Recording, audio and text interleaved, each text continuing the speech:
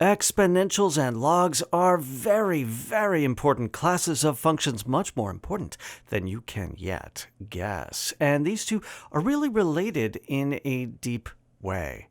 Let's review. When I say an exponential, I mean a function of the form, 10 to the x, or maybe e to the x, or maybe something like 2 to the minus x.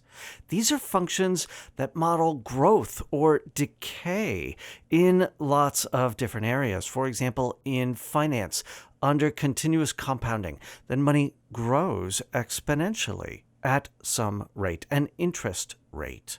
Or if you're looking at something like radioactive decay of carbon-14, this also is an exponential function with a negative exponent. In contrast, logarithms, functions such as the natural log ln of x, or log to some base, maybe 2, 10, or some other number, these are functions that extract or measure powers and are very useful when looking at power scale phenomena.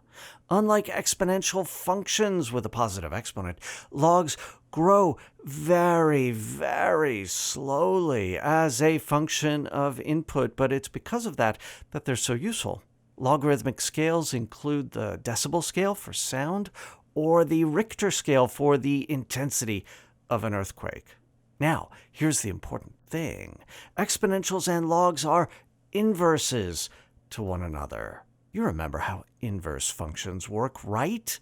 For a specific example, we say that for any x, the natural log of e to the x is x, and e to the natural log of x is x. That means that these two functions are inverses. The natural log is the inverse of e to the x is the inverse of the natural log function. Now, this is just one example of more general pairs of inverses.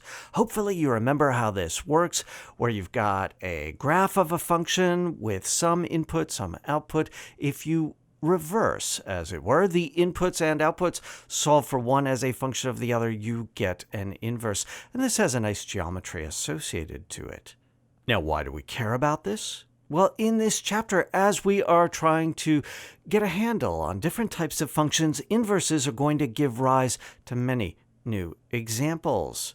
You should know many of the standard examples of functions and their inverses, not just exponentials and logs, not just monomials and roots, but all of the inverse functions associated to the standard trig functions.